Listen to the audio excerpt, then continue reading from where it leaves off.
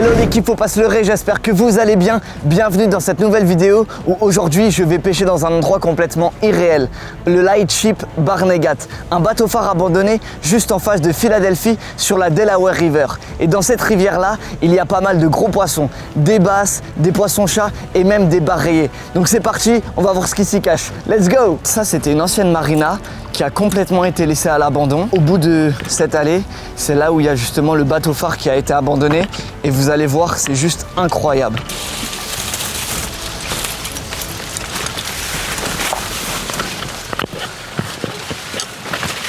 Waouh! Regardez-moi ce bateau. Il est énorme. Il fait 40 mètres de long. Et en fait, il servait de phare à l'époque pour essayer de guider les navires le long des côtes. Vous voyez ici le premier mât. En fait, en haut, il y avait une sorte de lanterne qui permettait de guider les navires. Et il y en avait une deuxième juste là. Il a été créé en 1904. Et là, il est complètement à l'abandon. C'est un bateau qui fonctionnait avec de la vapeur. Et c'est pour ça qu'ici, vous voyez ce tuyau-là qui permettait justement de libérer la vapeur pour faire avancer le bateau. Allez, c'est parti, on va le visiter.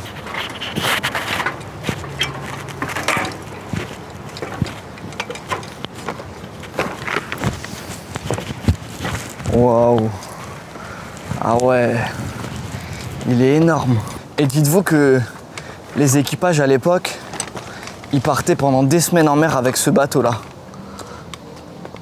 Magnifique. Et là, c'est la Delaware River qui vient ici et l'eau est vraiment en train de monter en fait. Elle est reliée avec l'océan. Je vais commencer à préparer les cannes à pêche. Je vais les lancer et ce qu'on va faire, c'est qu'on va aller pendant ce temps visiter l'intérieur. Je suis impressionné. Il est vraiment magnifique. Et là-bas en fait, c'est Philadelphie. On le voit pas de là, mais je vais essayer de vous montrer des images de la map. J'ai une petite boîte d'asticot et je vais commencer à pêcher avec un tout petit hameçon. Ça, c'est des hameçons que j'utilise pour la pêche sur la glace, pour essayer d'attraper des vifs. Et ensuite, c'est ces vifs-là que j'utiliserai pour attraper des plus gros poissons, donc comme des basses, des barres rayées ou même des poissons-chats. La première canne pour attraper les vifs est en place derrière moi. Et là, j'ai une deuxième canne, celle-ci, avec un montage très simple, avec un plomb et au bout de ça, un hameçon avec une ligne qui fait à peu près 1,20 m. Ici, j'ai des sortes de petits granulés pour le poisson-chat, justement. Ça, c'est très populaire aux États-Unis. Et j'ai aussi des saucisses. Voilà, parce qu'au moins, sur cet hameçon-là, je pourrais mettre différentes choses pour justement attirer les poissons-chats. Ces granulés-là dégagent une odeur très forte dans l'eau et c'est ce qui va justement permettre de les attirer. J'ai jamais pêché de poisson-chat encore. Ça va être la première fois. Je vais vraiment venir, du coup, les piquer. Comme ça, on voit les deux granulés et l'hameçon qui dépasse juste ici. J'ai pas besoin de flotteur parce que les poissons-chats sont assez près du fond. C'est pour ça que j'ai un plomb avec une ligne assez simple. Et les saucisses, je les garderai de côté peut-être pour après. Voilà. Je lance ça juste ici et je vais venir mettre une toute petite sonnette sur la canne. Comme ça, s'il y a une touche, la canne va bouger et je vais pouvoir l'entendre. Quand je visiterai l'intérieur du bateau, je pourrai remonter en courant pour attraper la canne et attraper le poisson. L'équipe, regardez, la canne, elle s'excite là. Je viens à peine de la mettre. Là, on dirait qu'il y a un poisson. Ferrage. Non, mais incroyable. La canne, elle vient de s'exciter à l'instant. Je vais quand même remonter rapidement pour voir si les appâts sont toujours là. Ouais, il n'y a plus d'appâts. Je viens de lancer la canne à l'instant, ça fait même pas une minute. Je vais quand même peut-être mettre un bout de saucisse maintenant parce que le problème c'est que là les appâts ils partent vraiment très vite, ils tiennent pas du tout en place. Et ça normalement ça devrait bien tenir. Et en plus de la saucisse, je vais mettre une petite bille pour poisson-chat. Comme ça va faire un bon combo. Voilà, nickel. Je vais relancer comme j'ai fait à l'instant. Voilà, juste ici, je vais mettre la canne en place et remettre ici la petite sonnette. Voilà, parfait.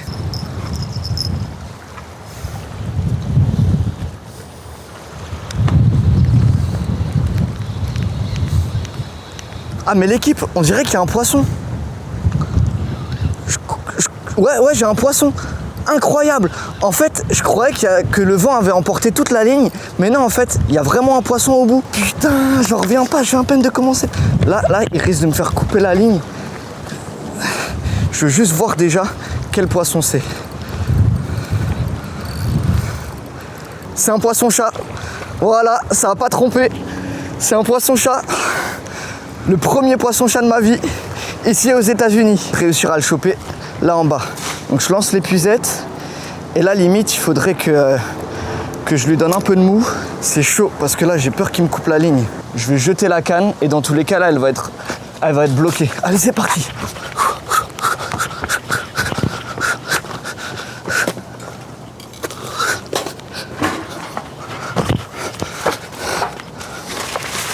Je vais passer ici, sur le côté. Parfait. J'ai repris la canne avec l'épuisette et je vais réussir à prendre le poisson-chat. Magnifique. Non mais c'est ouf. Parfait. Premier poisson. Allez, je vais aller sur le bateau, vous le présenter rapidement et ensuite le relâcher. L'équipe, ça y est, le poisson-chat est là. Et en fait, c'est un poisson qui peut être venimeux. Je vais vous montrer, je vais lui enlever rapidement l'hameçon. Tac, voilà, parfait. Et en fait, ici, vous avez vu, il y a une pique. Et là, sur les côtés aussi. Il faut surtout pas toucher parce que c'est hyper pointu, hyper piquant. Et ça peut venir directement arracher et transpercer la peau et mettre un peu de venin. Donc ce que je vais faire, c'est que je vais passer par là et je vais aller le relâcher tout de suite ici de ce côté. Voilà. Parfait. Allez, petit poisson. Bye bye. Voilà. Super. C'est ouf. Je sais pas combien de centimètres il faisait. Je dirais allez, une cinquantaine de centimètres. En tout cas, je pense que vous avez vu là la première touche que j'ai eue quand j'ai venu à peine de mettre la canne. C'est sûr que c'était un poisson-chat qui était au fond de l'eau. Donc c'est bien, je vais remettre la canne et on va aller enfin visiter le bateau. Ça, c'est des poissons-chats aux États-Unis. Il y en a qui peuvent aller jusqu'à 1 mètre. Donc ça peut être très gros, même un peu plus, 1m20, 1m30. Mais c'est pas la même taille que les silures qu'on a en France. Ils sont beaucoup plus petits et c'est vrai que c'est un poisson assez entre guillemets facile à attraper parce qu'on peut pêcher ça, regardez, avec un bout de saucisse et il va directement venir mordre. Il y a pas mal de gens, notamment qui débutent la pêche, qui viennent justement pêcher ce genre de poisson. Nickel. On va rapidement refaire un tour sur le pont supérieur. On peut commencer déjà à apercevoir un peu l'intérieur. Et ici, avec des petites échelles pour monter tout là-haut et venir justement allumer la lanterne. Ah ouais, faut vraiment que je fasse attention là, à pas passer à travers le plancher. Donc dites-vous, ce bateau-là, il a plus de 100 ans. 1904, il a été construit. Et il est quand même bien conservé. Avant d'arriver sur ce bateau-là, j'avais jamais entendu parler de bateau phare. Pour moi, ça me serait même pas venu à l'esprit d'avoir des bateaux qui servaient de phare pour guider les autres bateaux. Mais en fait, à l'époque, sur les côtes du New Jersey, il y avait beaucoup de marées, beaucoup de tempêtes. Et c'était très dangereux de naviguer ici. Et c'est pour ça qu'ils ont installé justement un phare sur un bateau, parce que la construction d'un phare coûtait un peu cher. Et c'était très très difficile parce que les eaux étaient super mouvementées. Et ce bateau-là, justement, permettait aux marins de partir en mer pendant des mois et des mois, et justement de vivre à bord de ce bateau-là. Waouh, c'est magnifique. Waouh, regardez, tout est bien conservé quand même. Première pièce, on dirait que c'était une petite chambre ici, avec une sorte d'étagère. Et ici, on peut imaginer un lit avec une glace.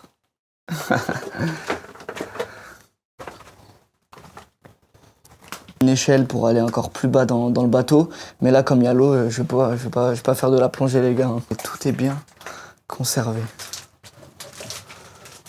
On voit, hein, regardez, les portes de l'époque là qui coulissaient ici pour justement venir fermer les différentes pièces. C'était un lit et on peut voir avec des rangements ici en dessous une petite table de chevet. Ce bateau là, en fait, il a été du coup bien utilisé pour servir de bateau phare, comme je le disais. Et ensuite, pendant la Seconde Guerre mondiale, il a été réquisitionné pour filtrer tous les bateaux qui venaient à Philadelphie et qui voulaient passer justement là où je pêche actuellement, dans la Delaware River. Il était posté avec une ancre et en fait il venait filtrer et vérifier qu'il n'y avait pas d'espions, qu'il n'y avait pas de marchandises illégales qui venaient justement ici aux États-Unis. Parce que c'était assez tendu, hein, avec les Allemands notamment. C'est pour ça que ce bateau-là a été du coup entre guillemets réhabilité pour d'autres fonctions. Avec l'arrivée des GPS, des radios, des satellites, ce bateau-là il est devenu de plus en plus obsolète. Et il n'y avait pas forcément besoin du coup d'avoir un phare, un bateau phare, ici au large des côtes du New Jersey. Ils ont même pu construire aussi d'autres phares avec des technologies plus modernes. Et donc c'est pour ça que petit à petit, il a été mis de côté et hors service. Là je pense que ça devait peut-être être la salle des machines, je sais pas. Peut-être que c'est là où le moteur était. Il y a pas mal de boue par terre. Le bateau s'est fait racheter par un musée, il a été exposé. Et finalement, je crois qu'il a été revendu à un autre propriétaire qui l'a mis ici, dans cette marina-là. Et depuis plusieurs dizaines d'années, en fait, il n'a pas bougé. Il est resté ici à l'abandon parce qu'il coûtait trop cher à entretenir. C'est l'un des seuls bateaux phares aux États-Unis qui reste encore. Donc même si c'est pas un musée et qu'il n'est pas forcément en exposition, ce qui est cool, c'est qu'on peut quand même le visiter. Et là, regardez, je pense que c'était une sorte de salle à manger. C'est peut-être là où l'équipage venait justement se restaurer ici. Là, un autre lit. Ici, un peu différent. On voit peut-être que lui, il était un peu plus moderne. Je ne sais pas combien de personnes il y avait dans ce bateau, la quantité d'équipage, mais il devait y avoir au moins une dizaine de personnes. Et là, on peut voir les énormes chaînes ici qui permettaient en fait de faire descendre l'ancre au fond de la mer. Pour que le bateau puisse rester fixe, il fallait des ancres. Et là, on peut voir qu'il y en a deux, une de chaque côté, pour pouvoir venir ancrer le bateau pour qu'il serve justement de phare. Regardez la taille de maman et la taille de la chaîne. Je vais essayer de passer de l'autre côté là. Je pense que ça devait être la cuisine. On peut voir le petit évier. Et là, ça devait être le four avec les hublots. Ouais, et là, je pense que c'était une sortie d'évacuation justement des vapeurs de la cuisine. Et j'ai vu qu'il y avait pas mal d'Américains qui étaient très contents que ce bateau-là soit encore, entre guillemets, aussi bien conservé, malgré qu'il soit pas dans un musée, parce que c'est quand même un bateau historique qui a une belle histoire. Et vous allez voir, après, on va aller visiter la marina.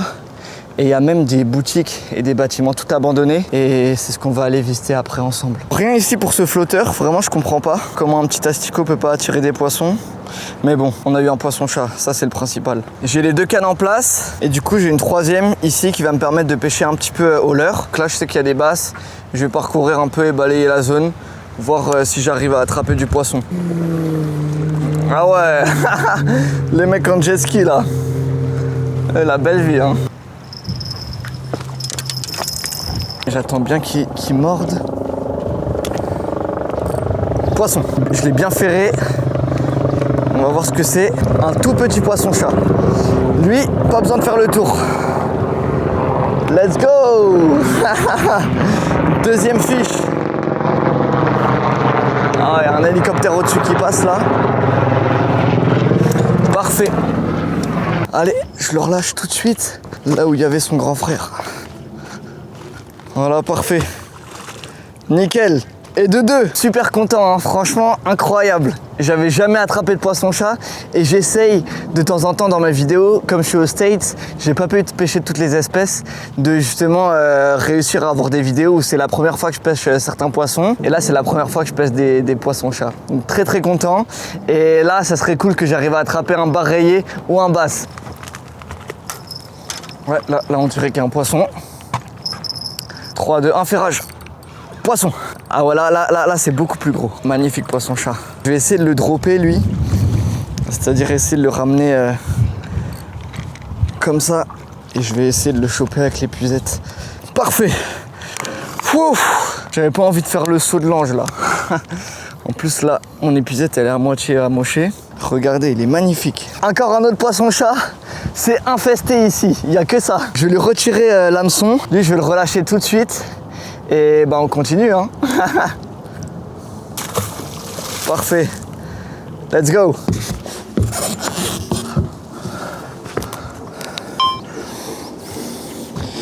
Là je suis dans l'endroit où il y a les bateaux.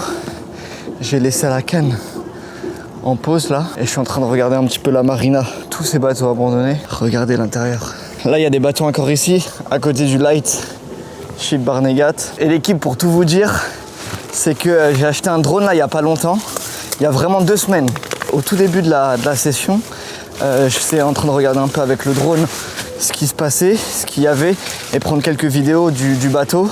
Et malheureusement, je sais pas ce qui s'est passé, il a peut-être tapé un câble et il est tombé. Et voilà, plus de drone et j'arrive pas à le géolocaliser. Donc c'est pour ça que je suis en train de regarder ici. Mais si j'arrive pas à le géolocaliser, je pense qu'il est tombé dans l'eau malheureusement. Et je vais essayer de voir là si je peux aller pêcher sur le ponton. Et on voit ici tous les vestiges des bateaux. Il y en a encore là-bas, ça continue. C'est quand même incroyable de se dire que là, juste en face de Philadelphie, il y a un endroit comme ça, abandonné, avec plein de bateaux qui sont, voilà, restés ici. Il y en a une trentaine. Je quitte le bateau et on va aller visiter les autres endroits là, juste à côté, voir les boutiques qui sont abandonnées. J'ai vu quelques images, ça a l'air incroyable. Let's go. C'est vraiment des bateaux à l'ancienne, hein. On voit les coques là, comme ça. Et l'intérieur, c'est pas du tout des bateaux qui se font aujourd'hui, je pense. Ce genre de truc là, ça me fait flipper. Ça, j'aime pas du tout. Une sorte de sirène là, bizarre. J'arrive pas à trouver les boutiques et les magasins qui sont abandonnés et je me demande s'ils ont pas été démolis. Parce que regardez, ici là on dirait un grand terrain avec pas mal de gravats et on dirait que là ça a été rasé il n'y a pas très longtemps. Et d'après mes souvenirs, quand j'ai préparé la vidéo, je crois que c'était ici. Parce que j'avais déjà vu, il me semble, cette petite statue et je crois qu'elle était juste en face du magasin. Donc l'équipe, la vidéo s'arrête ici. En tout cas, merci beaucoup pour la force que vous me donnez dans les commentaires. C'est vraiment un plaisir de faire ces vidéos-là et de vous faire découvrir des nouveaux endroits à chaque fois aux États-Unis et des nouvelles espèces. Abonnez-vous, likez, commentez, partagez et n'oubliez pas, faut pas se leurrer. À plus!